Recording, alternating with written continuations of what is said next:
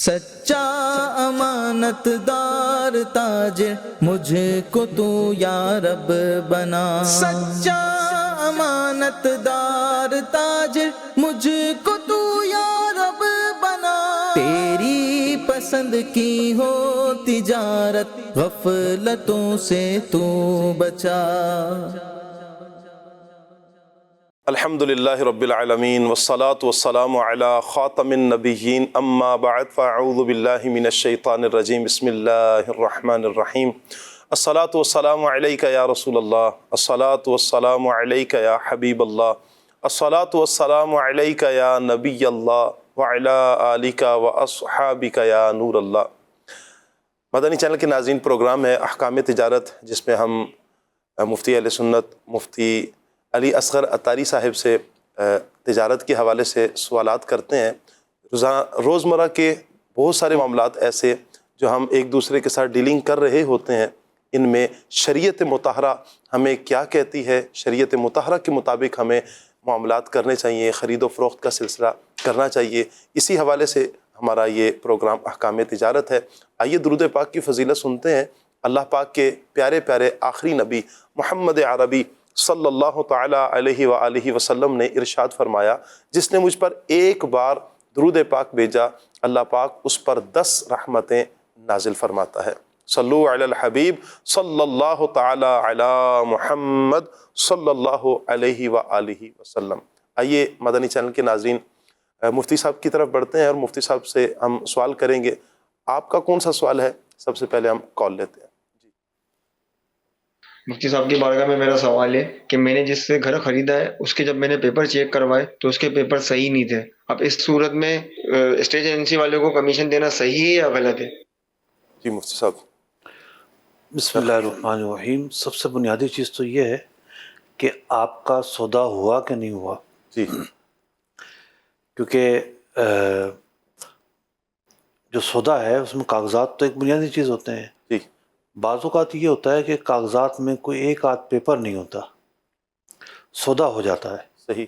تو سودا اگر ہو رہا ہے اور ایک آدھ پیپر نہیں ہے تو لامحالہ طور پر عام طور پر جو لوگ کرتے ہیں وہ یہ ہوتا ہے کہ بھئی آپ جو ہے نا ہم قیمت جو ہے نا کم زیادہ کریں گے، کیونکہ اس میں تو یہ نقص موجود ہے، یہ نقص موجود ہے۔ قطع نظر اس کے کہ اب اس مرحلے پر ان کو کیا کرنا چاہیے، میں عرض کر رہا ہوں کہ لوگ کیا کرتے ہیں، جی، لوگ ایسے سودے میں سیٹلمنٹ کر کے سودے کو کنٹینیو کر لیتے ہیں۔ سودا جب کنٹینیو ہے اور برقرار ہے تو جو اسٹیٹ ایجنٹ ہے اس کا تو کام ہے دونوں پارٹیوں کو ملوانا۔ جی، تو وہ کام تو اس نے کیا ہے، اس کام کی تو وہ اجرت کا حقدار ہے۔ ہاں، اگر اس نے گارنٹی دی تھی کہ میں اس پارٹی کے پیپر بھی چیک کرنا میری ذمہ داری ہے، تو پھر یہ ہے کہ اس کے کام میں کوتاہی واقع ہوگی، اور اس کوتاہی کی وجہ سے جو پوری اجرت ہے اس کا تو مستحق نہیں ہونا چاہیے۔ ڈیپینڈ کرتا ہے کہ ان کی اور جو بروکر ہے ان کی آپس میں ڈیل کن شرائط پر ہوئی تھی۔ زبردست۔ آئیے اگلے سوال کی طرف بڑھتے ہیں، کال دیجیے گا۔ میرا مفتی صاحب سے یہ سوال ہے کہ یہ جو عمرے وغیرہ کا پیکیج کرواتے ہیں تو اس پہ کمیشن لینا کیسا، اور یہ اس پہ جو ہے مجھے ہر پاسپورٹ پہ بھی جو ہے وہ کمیشن ملتا ہے، تو یہ کمیشن لینا کیسا، برائے کرم اس سوال کا جواب عنایت فرما دیں۔ پاسپورٹ وغیرہ پر جی، جو بڑا کام کرنے والے ہوتے ہیں، ہوتا یہ ہے کہ وہ حاجی اب کیسے آئیں گے ان تک، تو انہوں نے مختلف ایجنٹ چھوڑے ہوتے ہیں جی، کہ بھئی جو ایک فرد کو لے کر آئے گا میرے پاس اور وہ مجھ سے پیکیج لے گا تو فی پاسپورٹ اتنے پیسے ملیں گے۔ جی، تو اب لانے والا جو ہے اگر محنت کرتا ہے، کنونس کرتا ہے اور لے کر آتا ہے اس حاجی کو، عملی جو بھاگ دوڑ ہے اس میں اس کی شامل ہوتی ہے، تو کمیشن کا تو حقدار ہوگا۔ صحیح۔ تو جو وسیع کاروبار ہے اس کے اندر جو ہے وہ بروکر یا دلال اس کا ایک بنیادی کردار ہوتا ہے۔ چھوٹے سودے ہوں یا بڑے سودے ہوں، اس کے بغیر سودے عام طور پہ آگے نہیں بڑھتے۔ تو یوں اس کی جو محنت ہے اس کا وہ حقدار ہوگا، اور یہ اسی صورت میں ہوگا کہ جب پہلے سے کسی نے اس کو ایجنٹ بنایا ہوا ہے، جی، اس کی بیا پر وہ کام کر رہا ہے۔ ایسا نہیں ہوگا مفتی صاحب کہ میں مثال کے طور پر کسی ایجنٹ کے پاس چلا جاؤں، ویسے ہی 4-5 افراد نے مجھے کہہ دیا ہے کہ آپ کے روابط ہیں مختلف افراد سے، میں اس طرح باقاعدہ کام تو نہیں کرتا، لیکن پاسپورٹ لے کر جاتا ہوں، کہتا ہوں یہ آپ لے لیں. مجھے نے کہا تھا لہٰذا میں آپ سے فی پاسپورٹ اتنے پیسے لوں گا. میرا کام نہیں ہے، باقاعدہ میرا کام نہیں ہے، لیکن میں جاتا ہوں بندے کے پاس، ٹریول ایجنٹ کے پاس، کہتا ہوں یہ پاسپورٹ ہے، 5 پاسپورٹ ہیں، مجھے فی پاسپورٹ اتنے پیسے دے دیں. پہلی صورت اس میں یہی ہے کہ جو مثال کے طور پر ٹریول والا ہے جی اس نے کسی کو نمائندہ بنایا ہو، جی یا وہ کام سے پہلے نمائندہ بن جائے جی کہ بھئی میں اگر آپ کے لیے کام کروں تو آپ مجھے کتنا دو گے. اب پھر وہ جو عملی باغ دوڑ ہے، پاسپورٹ لے کر جانا بھی ایک عملی کوشش ہے. کئی سٹیپس ہوتے ہیں اس کے اندر، جی اگلے لوگوں کو کنونس کرنا، پاسپورٹ، ٹریولنگ چیزیں، ساری سہولیات دی جاتی ہیں. کنورسیشن. نہیں، ایجنٹ کا کیا کردار ہے؟ جی تو ایجنٹ بہت سارے کام کر رہا ہوتا ہے درمیان میں. صحیح، درست فرمایا. جی نیکسٹ کال دیجیے گا.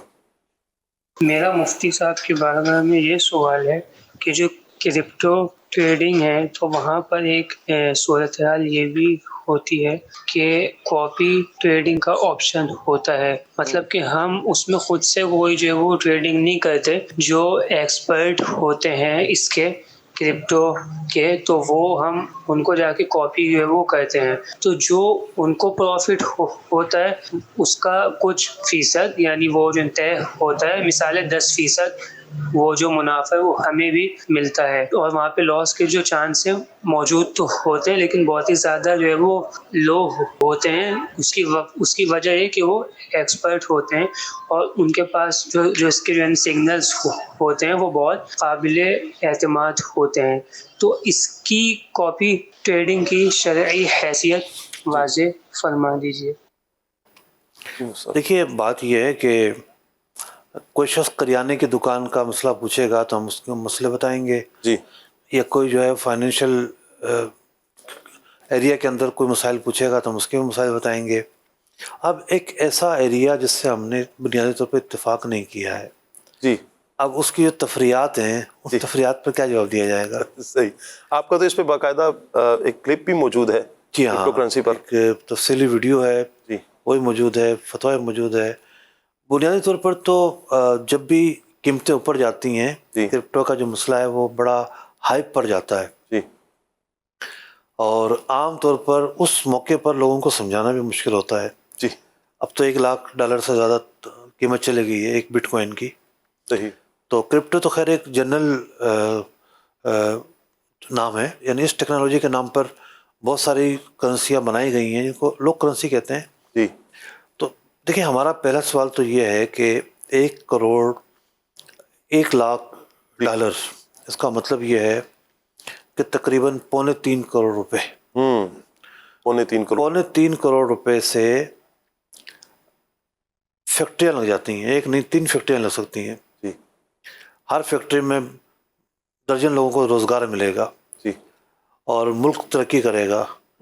اب میرے ملک کے لوگ جنہوں نے خون پسینہ ایک کر کے پیسہ کمایا ہے وہ یہ پیسہ لے کے اور ایک کمپیوٹر کا کوڈ خرید لیں، صحیح. اسٹک ہو جائیں، کوئی اس کی گردش نہ ہو، جی بس صرف چند ہاتھوں کے اندر ہی پیسہ گھومے. جی اول تو جنہوں نے یہ کوڈ بنایا وہ کمائیں گے سب سے بڑھ کر. تو ایسا ہی ہے. ٹھیک ہے. صحیح. تو تجارت ہوتی ہے ضرورت کی بنیاد پر، جی اور تجارت کا بڑا یونیورسل اصول ہے کہ ڈیمانڈ اینڈ سپلائی. جی ڈیمانڈ کا کیا مطلب ہے؟ مثال کے طور پر سردیاں آ رہی ہیں، صحیح. اب لوگوں کو ہیٹر کی ضرورت ہے، جی گیزر کی ضرورت ہے، کمبل کی ضرورت ہے، یہ ڈیمانڈ ہے. جی گرمی آئیں گی اس کے اعتبار سے لوگوں کو پنکھے کی ضرورت ہے، سولر بڑھ جائے گا، اے سی بڑھ جائے گا. تو ڈیمانڈ مینس کہ جس کی لوگوں کو ضرورت ہے، ہو. کارخانہ چلانے کے لیے ضرورت ہے، گھر چلانے کی ضرورت ہے، انڈسٹری چلانے کے لیے ضرورت ہے، زندگی گزارنے کے لیے ضرورت ہے. تجارت ان چیزوں کے گرد گھومنی چاہیے. صحیح. وہ چیزیں جیسے اسٹاک ہے، جی اسٹاک کوئی سٹہ بازی کا نام نہیں ہے. صحیح. اسٹاک کے اندر ایک کمپنی کھڑی ہوئی ہے. جی ایک کمپنی جو ہے نا اس کے سیٹ مالک ہیں، وہ چاہتے ہیں کہ بھئی ہمیں اور سرمایہ کی ضرورت ہے، تو وہ کیا کرتے ہیں کہ چلو آپ اپنا کچھ حصہ لوگوں کو بیچتے ہیں. صحیح. مثال کے طور پر کوئی گاڑی کی کمپنی ہے، کوئی جہاز کی کمپنی ہے، وہ آتی ہے اور اپنا کچھ شیئر لوگوں کو بیچتی ہے. صحیح. تو وہ پیسہ لے لیتے ہیں اور لوگوں کو پارٹنر بنا لیتے ہیں اس کے اندر. تو یہاں بھی ایک کاروباری ایکٹیویٹی ہوئی ہے نا. جی اور وہ کمپنی مزید مستحکم ہوگی. میرے ملک میں چلنے والی, کسی مسلمان ملک میں چلنے والی, یا وہ کمپنی جس میں مسلمان سرمایہ لگاتے ہیں وہ پھلے پھولے بڑھے تو مسلمانوں کو فائدہ ہے. بالکل. تو یہ تو ہے نیچرل وے. جی. ایک فطری طور پر جو چیزیں ہیں ڈیمانڈ اینڈ سپلائی کی اگر کس طرح گھومتی ہیں وہ میں نے آپ کے سامنے بیان کی ہیں. لیکن ایک بالکل مصنوعی چیز جس کی نہ فیکٹری کو ضرورت, نہ کارخانے کو ضرورت, نہ گھر کو ضرورت, نہ کاروبار کو ضرورت, نہ ملک کو ضرورت, جی, آپ اس چیز کی طرف کیوں راغب ہو رہے ہیں؟ مطلب یہ جو اٹھاؤ چڑھاؤ ہے یہ تو گزشتہ 10 سالوں سے جاری ہے. تو بنیادی طور پر جو اتفاق ہے سسٹم سے ہم نے کیا نہیں ہے. صحیح. اگلا سوال دیجیے گا. میرا یہ مفتی صاحب سے سوال ہے کہ ہم نے اپنا گھر کرایہ پہ دیا, کرایہ دار جو ہے وہ اپنا گھر بیچ کے آیا ہے. اب جو گھر بیچ کے آیا ہے تو اس نے جو گھر بیچنے کے جو پیسے ہیں وہ بینک میں رکھوائے ہیں. اچھا, بینک سے وہ ہر ماہ پیسے لیتا ہے 30,000 روپے, 30 لاکھ روپے پہ نا. تو آیا کہ میں نے یہ پوچھنا تھا وہ جو 30,000 روپے وہ بینک سے لیتا ہے اور وہ ہمیں کرائے کی مد میں دیتا ہے, کیا وہ سود ہوگا یا صحیح ہوگا؟ اس کا جواب ارشاد فرمائیے. یعنی یہ کہنا یہ چاہ رہے ہیں شاید کہ یہ جو رقم آ رہی ہے جو اس نے اپنے بینک کے پیسے رکھے ہوئے ہیں بینک میں, اس سے جو پروفٹ مل رہا ہے وہ ہمیں دے رہا ہے, کیا یہ ہم سود والی رقم لے رہے ہیں؟ یہ ہمارے لیے جائز ہوگا یا نہیں ہوگا؟ سب سے پہلے تو یہ بات سامنے رکھنا ضروری ہے کہ بینک کون سا ہے, سودی بینک ہے یا اسلامی بینک ہے. جی. اگر سودی بینک ہے تو اس سے جو بھی نفع حاصل ہوگا لا محالہ وہ سود ہوگا. جی. اسلامی بینک جو نفع دیتے ہیں ان کا جو بنیادی کانٹریکٹ ہوتا ہے وہ مداربت کی بنیاد پر ہوتا ہے. سیونگ اکاؤنٹ کے اندر مداربت کی بنیاد پر وہ نفع دیتے ہیں. اب اس مداربت کی بنیاد پر بہت سارے علماء جو ہیں اس کو جائز کہتے ہیں اور بعض ایسے ہیں کہ جو اتفاق نہیں کرتے, لیکن سود بہرحال وہ نہیں ہوگا. اسلامی بینک میں کسی نے پیسہ رکھ کے اور نفع لیا ہے, بہت ساری علماء کی رائے پر وہ جائز ہوگا.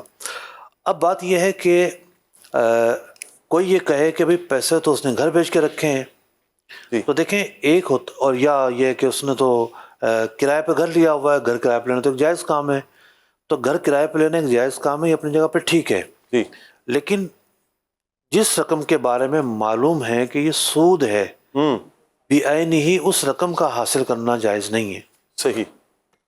یہ جائز نہیں ہے. صحیح ہوگا. اگر تو یقین ہے کہ واقعتاً یہ رقم سود ہی کی ہے, اس صورت میں یہ جائز نہیں ہوگا. یہ جائز, اس رقم کا لینا جائز نہیں ہے. جی. نیکسٹ سوال دیجیے گا. جی اگلے کالر کیا کہہ رہے ہیں؟ ایک بندہ کسی کو گندم ادھار دیتا ہے, فرض کیا ایک ماہ گندم دے دی ادھار 4 یا 5 ماہ کے لیے, تو اگر وہ 4-5 ماہ کے بعد وہ گندم واپس کر دے تو وہ یہ کیا سود میں شامل ہوگا؟ جی مصعب. دیکھیے گندم جو ہے وہ قرض پر دینا جائز ہے. گندم کے بدلے گندم بیچنا وہ ایک الگ صورت ہے, قرض ایک الگ صورت ہے. پرانے زمانے میں جو سکے ہوتے تھے وہ سونے اور چاندی کے ہوتے تھے. عہد رسالت میں بھی سکے سونے اور چاندی کے ہوتے تھے. درہم چاندی کے سکے کو کہتے ہیں, دینار سونے کے سکے کو کہتے ہیں. تو اس دور میں بھی تو قرضہ دیا جاتا تھا نا. قرضے کی ترغیب موجود ہے, یہاں تک ہے کہ قرضہ دینا صدقہ دینے سے زیادہ افضل ہے. تو قرضے میں اب سونے کا سکہ دیا اور واپس بھی وہی لیا, تو یہ سونے کا لین دین نہیں ہے, یعنی خرید و فروخت نہیں ہے. قرض لیا تھا, قرض کا لوٹانا ہے. اس موقع پر خرید و فروخت جب ہوگی تو اس کے لیے انتہائی سخت قوانین ہوتے ہیں کہ بھئی آپ مثال کے طور پہ کسی نے 1 تولہ سونا لیا اور 1 تولہ واپس اس کے بدلے بیچ رہا ہے, تو یہ لین دین ہے, برابر ہے. 1 کیرٹ کا ہے تو جائز ہے, جبکہ نقد تبادلہ ہو جائے, ادھار ہوگا تو جائز نہیں ہوگا. تو یہ احکام ہے خرید و فروخت کے, قرض کے یہ احکام نہیں ہے. صحیح. چلیے جی ایک اور سوال لیتے ہیں. نیکسٹ کالر ہمیں کیا کہہ رہے ہیں, کال دیجیے. عبد الخالق اتاری واقعہ سرچ کر رہا ہوں. مفتی صاحب کی بارگاہ میں سوال عرض ہے کہ ایک صاحب نے بجلی کی دکان بنائی اور وہاں پہ کاریگر بھی انہوں نے رکھا, تو کاریگر کے ساتھ کیا معاملہ کرنا چاہیے کرائے کی مد میں؟ یعنی دکان میں کیا کرائے کی شیئرنگ ہونی چاہیے یا کاریگر کے ساتھ یہ چیز طے ہونی چاہیے کہ کاریگر اس دکان پہ جتنا بھی ریپیئرنگ کا ورک کرے گا, گھروں میں جا کے کمپلینس وغیرہ کرے گا, اس کا پرسنٹیج دکان میں جمع کرائے. دونوں صورتوں میں جائز صورت کون سی ہے اور بہتر صورت کون سی؟ اور یہ بھی ارشاد فرمائیے کہ دکان میں بعض اوقات مالک کی دکان کی عدم موجودگی میں کوئی سامان وغیرہ بھی کاریگر اگر بیچے تو اس کی پرسنٹیج نفع میں سے اس کو دی جائے گی یا کیا کیا جائے گا؟ اس حوالے سے بھی رہنمائی فرمائیں. طے کیا جائے یا پرسنٹیج؟ دیکھیے، دو ممکنہ طور پر دو جو ہیں وہ درست صورتیں یہاں ممکن ہیں. پہلی صورت تو یہ ہے کہ آپ اس کو خرید و فروخت سے آزاد کریں، جو آپ نے آخر میں کہا کہ وہ مال بھی بیچے، اس سے آزاد کریں. جی، وہ اس کی ذمہ داری نہیں ہے. آپ نے اس کو رکھا ہے کہ وہ کچھ نہ کچھ چیز بنائے گا. تو ایک ہوتی ہے شرکت عمل یا شرکت بالعمل، کہ دو افراد مل کر کوئی کام کرتے ہیں. مثال کے طور پر گاڑیوں کا ورک شاپ کھول لیتے ہیں اور گاڑیاں بناتے ہیں، دونوں کا کام شامل ہے. اس میں ضروری نہیں کہ دونوں ہی کام کریں گے. تو آپ نے اس کو اپنی دکان پر بٹھا لیا اس بنیاد پر کہ یہ جو کام آئے گا یہ کام آپ نے کرنا ہے، اور اس کی جو آمدنی ہوگی ہم دونوں آپس میں تقسیم کر لیں گے. جی، اس کا جو بھی یہ رشوت مقرر کریں، یہ شرکت بالعمل ہے، یہ جائز ہے. اور دکان کی بیاب پر ہی وہ گھروں میں جاتا ہے تو وہ بھی گویا کہ دونوں نے مل کے کمپنی بنا لی ہے. تو وہ بھی کمپنی کی آمدنی ہوگی. یہ دکاندار جو ہے اس کمپنی کو چلانے کے لیے اپنے ایکسپنس کیسے کور کرے، اس کے دو طریقے ہیں. جی، یا تو وہ اپنا نفع زیادہ رکھے. مثال کے طور پر وہ اپنا نفع رکھ لیتا ہے 60% کہ بھئی میں تو دکان کا کرایہ بھی دوں گا اور میں تو جو ہے وہ بجلی بھی ہے اور دیگر چیزیں بھی ہیں، میں نفع زیادہ رکھوں گا. یا یہ ہے کہ ایکسپنس کو الگ سے ڈال دیا جائے. ایکسپنس کو نکال کے جو بچے گا اس میں آپس میں طے کر لیں کہ بھئی دکان کے کرایہ کی مد میں اتنے پیسے ہم شامل کریں گے اور دیگر جو اخراجات ہیں اس کی مد میں اتنے پیسے شامل کریں گے، یہ نکالیں گے. پھر جو بچے گا اس کے تحت جو ہے ہم آدھا کر لیں گے. یہ تو ایک طریقہ ہے. جی، دوسرا اس کا جو طریقہ ہے وہ یہ ہے کہ اس کو ملازمت پہ رکھ لیا جائے. صحیح، کہ بھئی آپ نے دکان بھی سنبھالنی ہے اور آپ نے کام بھی کرنا ہے. پہلے صورت میں دکان سنبھالنے کی ذمہ داری نہیں دینی. ہاں، وہ اپنی خوشی سے کوئی چیز لینا دینا کر دے تو ایک الگ بات ہے، ورنہ اس معاہدے کے اندر یہ بات شامل نہیں ہوگی. دوسری صورت میں ہم اس کو ملازم رکھ لیا جائے. صحیح. جی، اگلی کال دیجیے گا.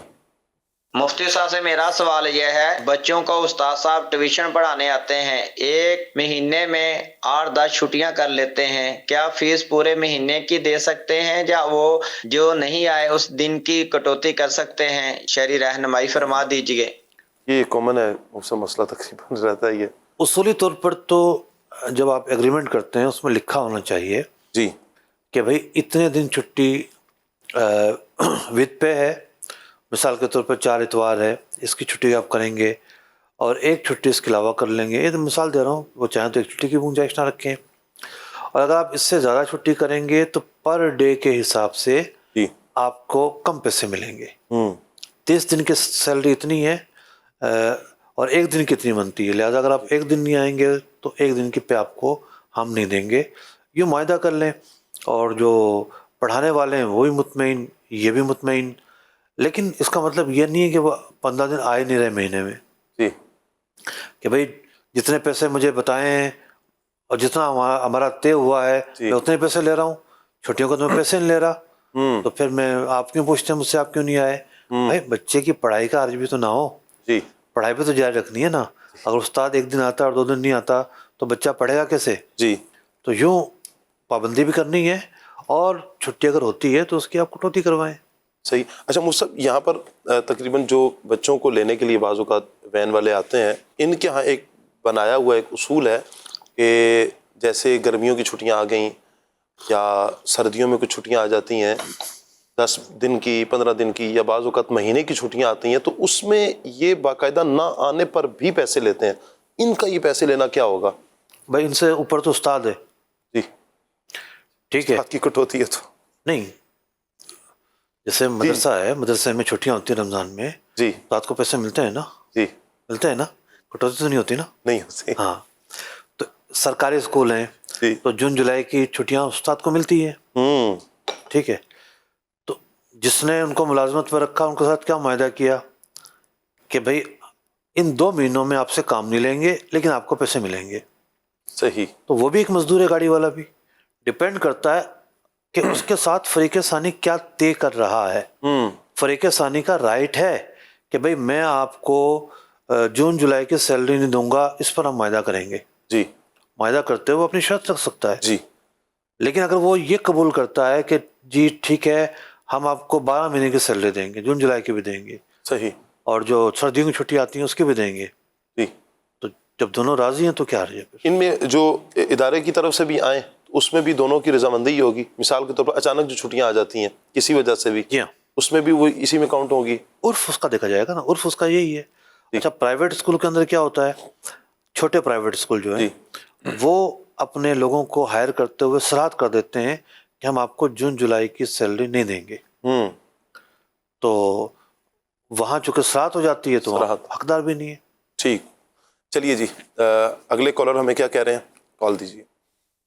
سرکاری ملازمین سے جی پی فنڈ کاٹی جاتی ہے، حالانکہ وہ حکومت ہی کاٹ لیتی ہے اور پھر اس پر سالانہ منافع لگاتے ہیں. اس کے بارے میں آپ کا کیا خیال ہے، یہ جائز ہے یا ناجائز ہے؟ جی سر. جی پی فنڈ جو کٹتا ہے اس کا مقصد یہ ہوتا ہے کچھ پیسے جمع ہو جائیں اور پینشن کے وقت مل جائیں. وہ تو آپ کی اپنی رقم ہے، آپ کی تنخواہ کا حصہ ہے، لیکن اس کے اوپر جو رقم ملے گی، جس ٹریک پر وہ رقم لگائی جاتی ہے وہ اگر سودی ہے، سودی ٹریک پر لگائی گئی ہے تو نفع جائز نہیں ہوگا، اضافہ جائز نہیں ہوگا.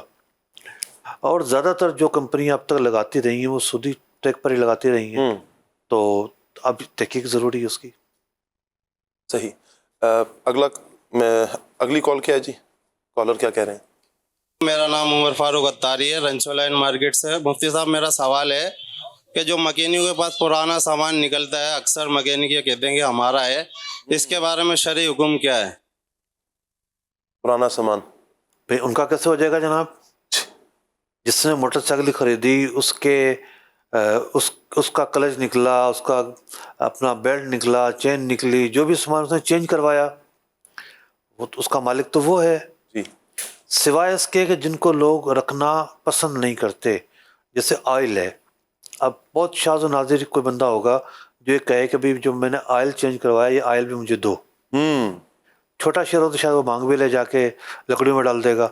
بڑے شہروں میں تو گیس ہے، وہ آئل کا کرے گا کیا، ہاتھ کالے کون کرے گا اس میں، تو اس کو تو کوئی بھی نہیں مانگتا. جی.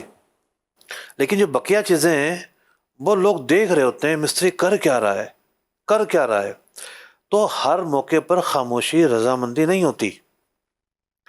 بعض اوقات کہتا ہے مستری بہت شریر آدمی ہے، میں نے اس کو چھیڑا ہے نا اگر ابھی کام نہیں کرے تو گا، یہ پھر آئندہ بولے گا آپ کی تو فلاں چیز خراب ہو گئی ہے. جی.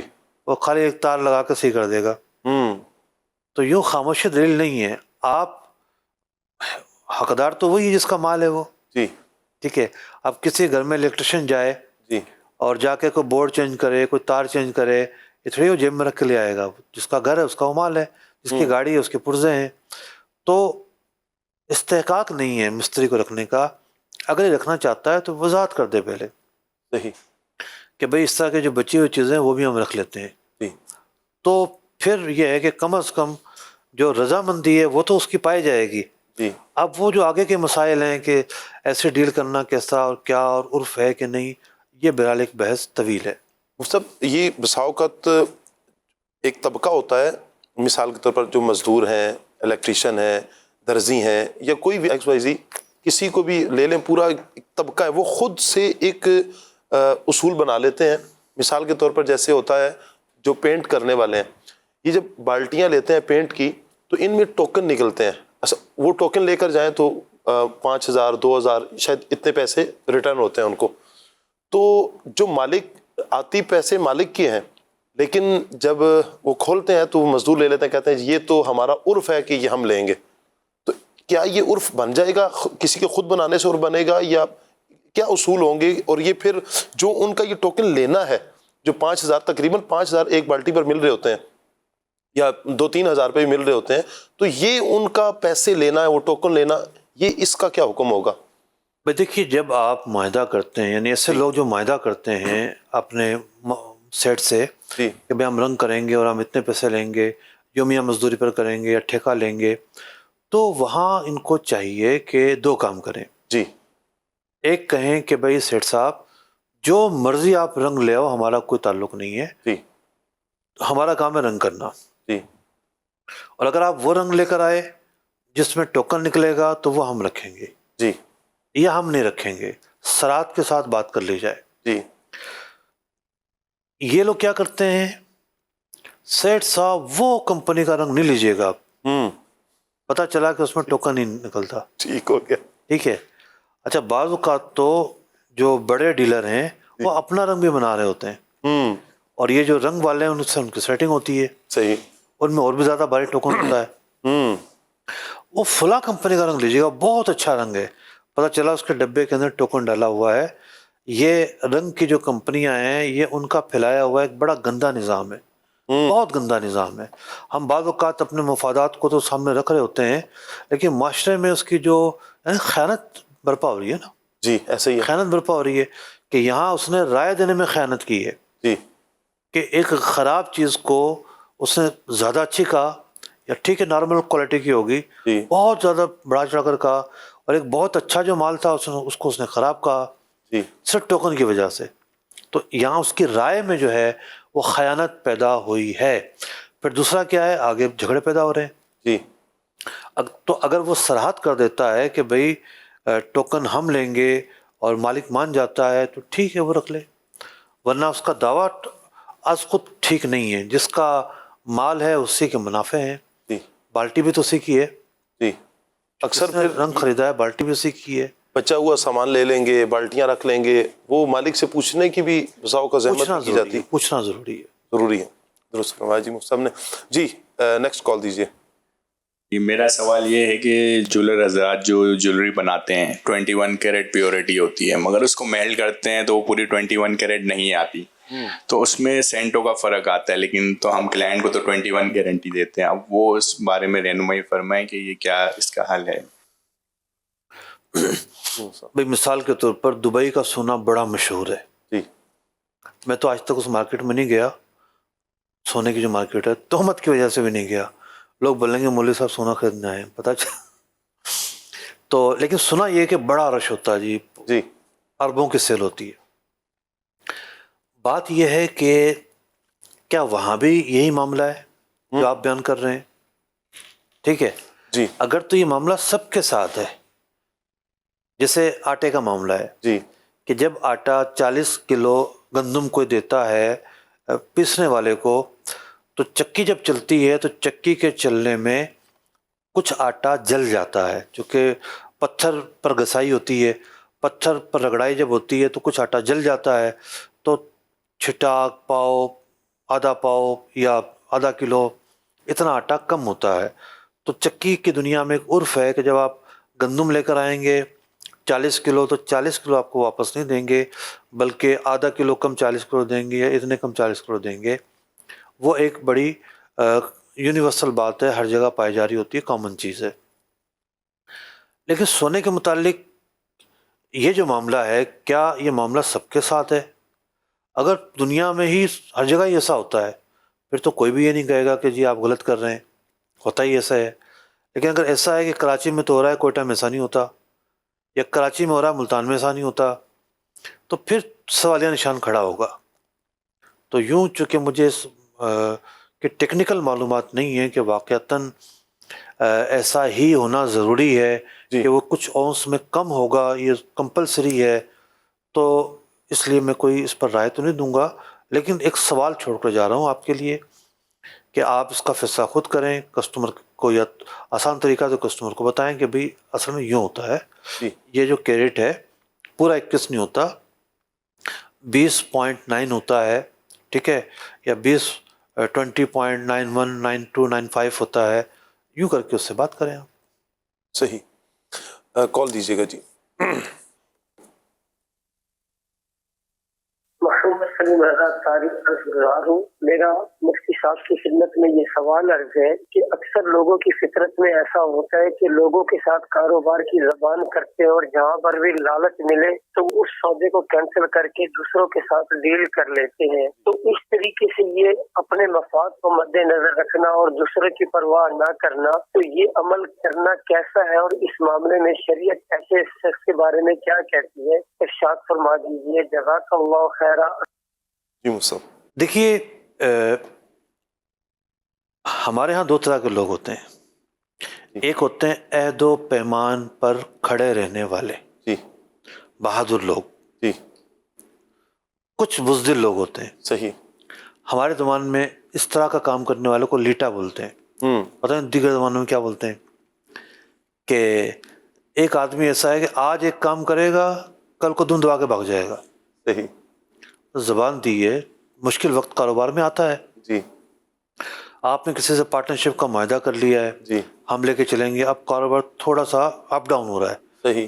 میرے پیسے نکالو, میرے پیسے نکالو. ارے بھائی, کاروبار اپ ڈاؤن ہو کے ہی تو آگے بڑھتا ہے. جی, ٹھیک ہے. اب جو دوسرا بندہ ہے اس نے اس کے بھروسے پر اتنا بڑا کام شروع کیا, اور دوسرا جو بندہ ہے اس کو تو ڈبل لاس ہو جائے گا. جی.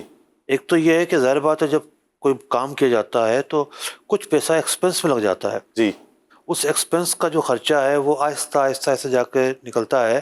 ایک وقت آتا ہے جب جا کے جو ہے وہ چیزیں واضح ہوتی ہیں اور نفع شروع ہوتا ہے. جی. تو یوں بعض لوگ بہت تیز رفتارے چارے ہوتے ہیں, بہت تیز رفتارے چارے ہوتے ہیں. جب آپ نے عہد کیا ہے تو عہد کا جو تقاضا ہے قرآن پاک کہتا ہے تو اوفوا بالعقود, جو معاہدے ہیں ان کو پورا کرو. جی. تو معاہدوں کو جو پورا کرنا ہے وہ ایک دینی ذمہ داری بھی ہے اور ایک اخلاقی ذمہ داری ہے, اور معاہدوں کو جو پورا کرنا ہے اس کو پورا نہ کرنے سے پھر بہت مشکلات کھڑی ہوتی ہیں, اور بندہ مارکیٹ میں جو ہے اپنا معیار جو ہے وہ خراب کر لیتا ہے. صحیح. اچھا مفتی صاحب, جیسے ابھی آپ نے ارشاد فرمایا, اگر دوسری پارٹی مانے ہی نہیں, جس سے تقاضا کیا جا رہا ہے, آپ نے کام شروع کیا تھا اور اب درمیان میں کچھ ابھی داؤ پہ چل رہے ہیں, کام ابھی اٹھا نہیں ہے, ایک تقاضا کر رہا ہے کہ مجھے پیسے میرے واپس کر دیے جائیں, پارٹنرشپ جو شروع کی تھی, دوسرا کہتا ہے میں نہیں دیتا, تو کیا اس کا یہ نہ دینے کا کہنا یہ اس کے لیے کیا حکم ہوگا پھر؟ نہیں دیتا تو خیر وہ نہیں کہہ سکتا, یہ کہہ دے کہ میں ابھی نہیں دوں گا. سب سے پہلے تو دیکھیں کلوزنگ کا مرحلہ ہے نا. جی.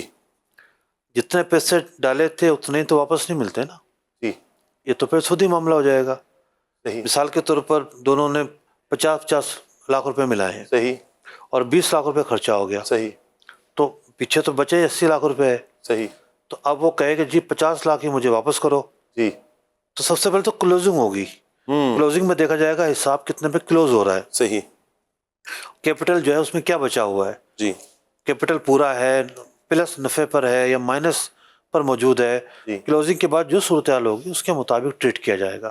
صحیح. اور پھر بعض اوقات کیا ہوتا ہے سامنے والے کو فوری پیسہ نکالنا بہت مشکل ہو رہا ہے, بہت مشکل ہو جاتا ہے, حرج شدید ہوتا ہے اس کے لیے. جی. ایک ہوتا ہے نارمل حالات کہ بھئی پیسہ نکال کے وہ بڑا آرام سے نکال سکتا ہے, لیکن ایک یہ ہوتا ہے کہ وہ اپنا فائدہ سوچ رہا ہوتا ہے کہ میں اپنا فائدہ کم کیوں کروں. جی. تو اب یہ دوسرے کی طرف سے زیادتی ہے. جی. کہ وہ اپنا نفع کم کرنے کے لیے تیار نہیں ہے. جی. اور دوسرے کا تو کیپٹل ہی جا رہا ہے. جی. تو یہ چیزیں دیکھنا ضروری ہیں. بعض اوقات جو جھگڑا صرف اس پر ہو رہا ہے نقصان ہوگا نقصان ہوگا, ارے بھائی کیپٹل تو کھڑا ہوا ہے, جی, صرف نفع میں تھوڑا سا نقصان ہوگا. صحیح, یہ معاملہ ہے. ٹھیک ہو گیا جی. اللہ پاک آج کا یہ پروگرام اپنی بارگاہ میں قبول فرمائے, آمین. بجاہ خاتم النبیین صلی اللہ علیہ وسلم. صلو علی الحبیب صلی اللہ تعالی علی محمد. سچا امانت دار تاجر مجھے کو تو یا رب بنا. سچا امانت دار تاجر مجھے کو تو یا رب بنا. تیری پسند کی ہو تجارت غفلتوں سے تو بچا.